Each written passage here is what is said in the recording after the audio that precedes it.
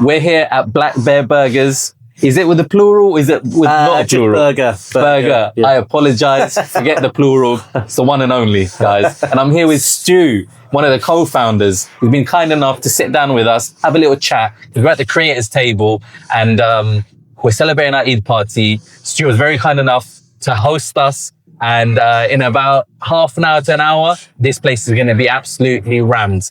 Everyone's going to be having a good old time. We're going to be having some burgers, celebrating Eid, capturing some content and socializing. That's what it's all about. It's about having a hub, having a space, and Stu has provided that for us. So big shout out to him. So if you're watching now, make sure you like, subscribe, do all of that engagement stuff. At the same time, come down to Westfield and have a burger, have some starters, have a milkshake, whatever you please. It's there. They've got it all here for you. I'm here with Stu. Got a few questions for him, so stick around. You might learn something. If you didn't know already, I'm sure you've boasted this a fair few times, but you've actually have won world's third best burger in the world, right? Best burger in the world, yep. Yeah. And people say 1 and 2 is great, and then what happens after that, they don't remember. Yeah. But I think this is a massive thing, really, because it's the world. We're not just talking about in a corner, It's not in a just little London, town. it's not the UK, it's The entirety of the whole world. The world. So this is a real achievement. And how did that happen? So it's a list that comes out kind of every year, and we've been doing this for 10 years now, and I think our kind of reputation and notoriety has kind of just been slowly building over that 10 years to just been really consistently doing what we do. And I think that's kind of just recognised in the awards. So we were super chuffed to get it, because it's kind of a pinch yourself moment where it literally is like the world. Like we've had so much kind of press and people come down after it. It's amazing. It's been so good for us. Amazing. Well, one of the things we said that stood out straight away was consistency. In this hospitality trade that we're in, it's something that as a foodie, you go in and have a good experience somewhere, and then it just doesn't always meet that requirement all the time. But proof's in the pudding, you know. If you can deliver something like that, it's going to come back at you and reward you, right? It's so important. Like it's kind of one of the main things that we talk about with all of our team is just that consistency of service, consistency of food. It's so important because it's a really difficult time out there for the hospitality industry, and people are more selective with their money these days. So you need to be absolutely on your A game every single time and deliver what you do consistently. So it's super important. Yeah, no, it's definitely a key element to it.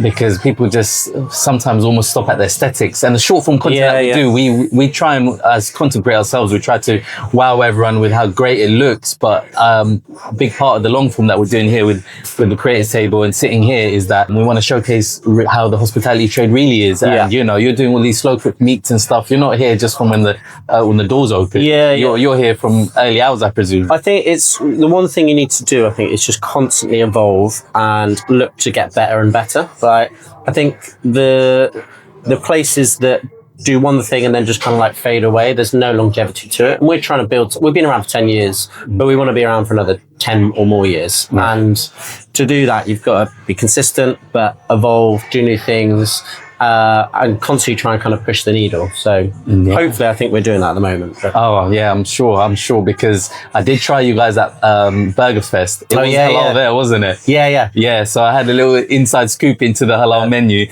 and it was scrumdiddlyumptious, I must say. And I'm just excited to share that with you here. So speaking of halal, you've launched the halal menu recently to the masses, right? Yeah, so on our Westfield site. In our Westfield site at the moment. Okay, so it's an exclusive thing. Exclusive to Westfield White City. Yeah. So what was the idea behind that? So we've been trying to kind of get halal on the menu for quite a long time, but we wanted to get our butchers Aubrey Allen, and they're like absolutely brilliant. World famous. Yeah, they're so good. So we wanted to use them as our butcher. So when they were able to do halal, we could start. But what we've tried to do is not just do a halal burger on our menu. We've taken our whole restaurant menu and recreated it to make a complete halal menu. So all of our like signature sides, like our brisket spring rolls, our tenders, our wings, and we've got a few new dishes coming out as well. So we didn't just want it to be kind of an afterthought that's kind of on the side. We wanted to dedicate a whole full menu to it. And that's kind of what we've got here, which we're launching at the moment.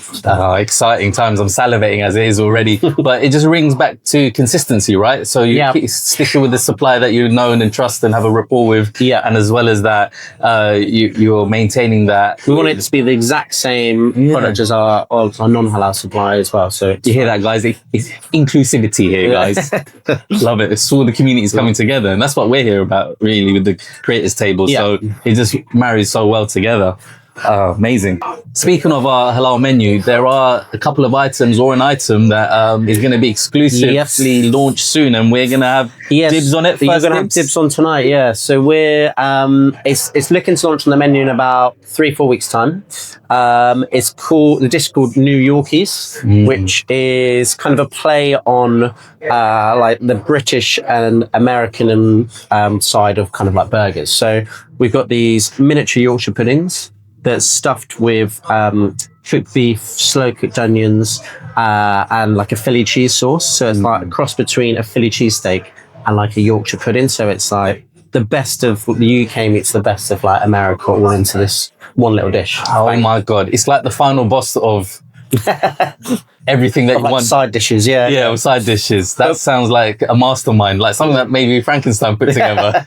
Well, for us, like it's our burgers, everyone like kind of knows us for our burgers, right? Because we've won awards on the burgers and stuff like that. But I think the thing that sets us apart, which is why we want to do like a whole full halal menu, is all of our side dishes as well. So like our brisket spring rolls are kind of pretty famous. And then we try and do lots of like different innovative side dishes that is different to just your typical kind of burger joint. It's not just going to be like onion rings, fries, and that's it type thing. It's we're trying to do like little different things that people come back for again and again. I guess again that comes back down to you've got your VAU stuff, but it's always pushing the goalpost, right? Yeah, it's being different, being unique, and like having that point of difference so that people kind of come back again and again. I could come. In fact, I do sometimes when we have meetings. I'll just order just some of the sides. Like I won't even have a burger every time because we want everything to be kind of best in class and stacked up to the burgers. So. Yeah, everything's a main event, really. Yeah, it's sounds big-headed, but sometimes people say, "Oh, what's your favorite like dish on the menu, the side dish?" And like I say, they are all like bangers. Like we try and make everything like as top notch as we can. So. Listen, I don't think it's ego or anything like that. I think there's cockiness and there's confidence. Yeah, I think it's in the game. Yeah, you know, you can keep your chin up. Yeah. Well, we can do the boasting for you, right? I had your halal menu at the Burger Fest. Are you going to be there? We're there this year. Yeah, there you go. I'm going to do an exclusive burger for that as well. Yeah. So we're just testing that now. And they're doing, I believe, chicken this time round as well. Yeah, doing chicken. You're going to be doing a bit of chicken? We might be doing a bit of chicken They might do a bit of chicken, you never know. Yeah. Lips are sealed at the moment. Let's just stick with one exclusive item for now, yeah? We don't want to spoil you and overload you, you know. You're gonna pass out. That's great. I'm so excited. So we spoke about being in the game for about 10 years now. Yeah. Hopefully for an entirety of time. Yeah, but, hopefully. The other thing I wanted to touch back on is bringing it back to a moment where you realize you've got something special. Because you started with stalls. Street food stalls. Yeah. Yes. We started with just at the weekends. So we had like our day jobs type thing. And then we just did it a gazebo at the weekends. And then we did that for a year and a half. And then we found a spot in Box Park in Shoreditch. And then we both quit our jobs and went full time into it. But it was probably a couple years into it that we finally were like, right, we've really kind of think we've got something here that people really like, and we were constantly kind of developing and pushing forward. And we were like, actually, yeah, we've got something to go here. So yeah. But to be honest, I still think you always doubt yourself. Even now, I'm like, oh God, like, what are we not doing right? But I think having that self-doubt kind of keeps pushing forward to get better. It does. You don't get complacent. You keep pushing, like you mentioned earlier, and staying humble in that way. So you could boast about the products you have, but then this is your way of staying in reality and putting yourself in check. I mean, like I said, the hospitality is a really difficult environment at the moment. So you've got to constantly be thinking, like, not resting on your laurels type thing. So you've got to constantly pushing yourself forward. So I think I spoke like a true leader. You should get into politics. we definitely need some reform there for sure, because it's a bit mental out there. But outside of all of that craziness, come back to some sanity, have some burgers, have a few tenders, some chicken wings, chicken sandos. Some New Yorkies. And there you have it. I'm about to sit down at the creators table with Stu. Thank you so much for your time. Thank you, mate. Really Thanks for coming. appreciate it. And it's your boy, Mr. Uwe, for the creators table. Make sure you like and subscribe and come on down and enjoy yourself a meal here. Thank you so much. Cheers, mate. That was fun. That was pretty good. We can have it. Quick photo. Photo. There we are. I'm sucking my stomach. All the angles. One chin, two chin, three chin. That's how I was seeing it. I was like, oh. Let me video, Eddie. What do you want to say? How much? Welcome to the creators table at Black Bear. Yeah. Okay, and I'll just say for our Eid party. Yes. Okay, cool. Right. Welcome to the creators table at the Black Bear Burger. For our Eid party, it's happening. It's amazing. Love it. I feel like a little boy. Oh, amazing. Thank you so much for that, Stu. No problemo.